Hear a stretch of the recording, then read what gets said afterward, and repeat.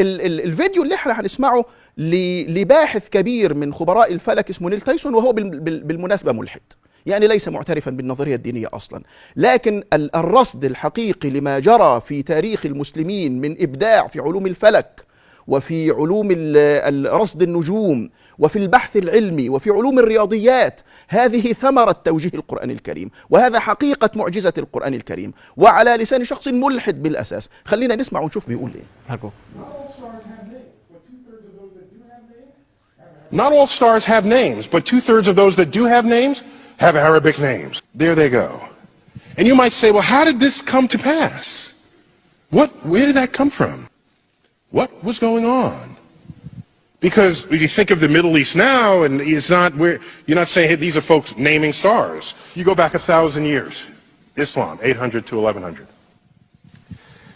In that period, which is generally called the golden age of Islam, of Islamic science, golden age, there was no greater golden age in the history of the world before or after.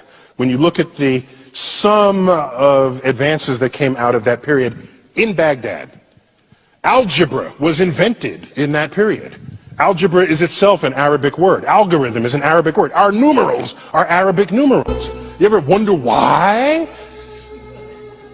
You ever stop and think why they're called Arabic numerals? In that period, mathematics took great leaps and bounds. Agriculture, engineering, medicine, navigation. Star maps were made to assist navigation. Astrolabes were crafted. Then it all stopped. It ended.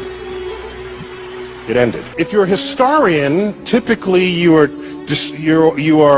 focus on history as marked by changes of kings and leaders and wars. That's the lens through which many historians look at the past. And so if you ask people, they'll say, oh, the Mongols sacked Baghdad, and so that's why it all ended.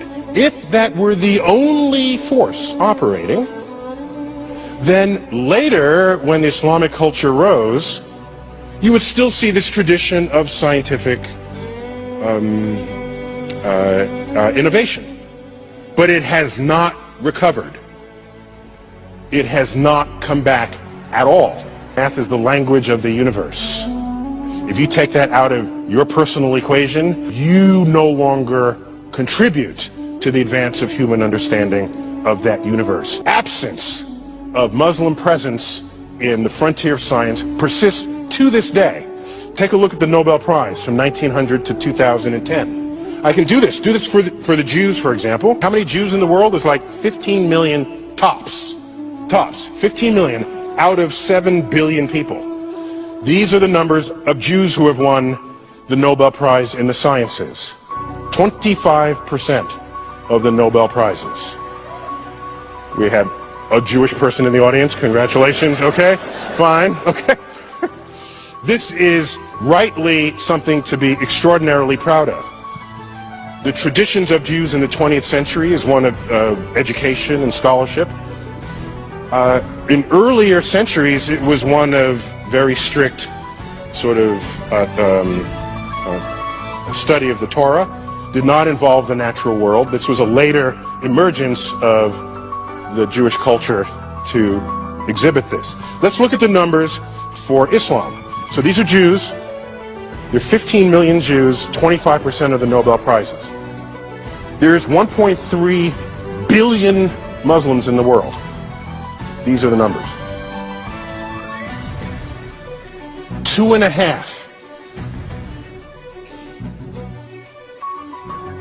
Okay, I'll give you 3 if you really want to include economics as a full number there. Okay? If you got to give it a full number, okay. Okay. I lose sleep at night with the question, how many secrets of the universe lay undiscovered, because 1.3 billion people who in an ancestral time would have participated in this enterprise and are now not. That's what I think of as a scientist. شوف هذا الفيديو يعني في نظري شديد الألم وشديد المأساوية، وهو يصب في صميم ما أشرحه وأقول به من فهم حقيقة إعجاز القرآن الكريم. عدم الوقوف عند جزئيات نظريات والأبحاث العلمية كما لم يتوقف عند جزئيات الفقه وفروع الفقه، إنما حرك العقل إلى استنباط كل فروع الفقه، وحرك العقل إلى استنباط النظريات العلمية في الجبر والهندسة والفلك والطب والتشريح وما أشبه.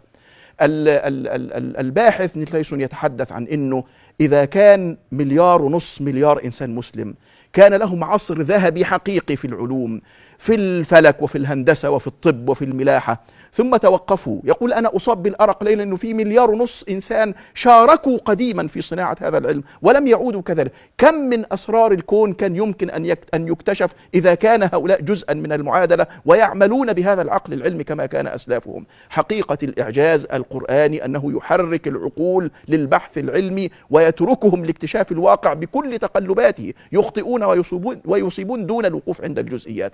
أما ربط القرآن بجزئيات المسائل كما فعل هؤلاء فهذا هو الإشكال الكبير.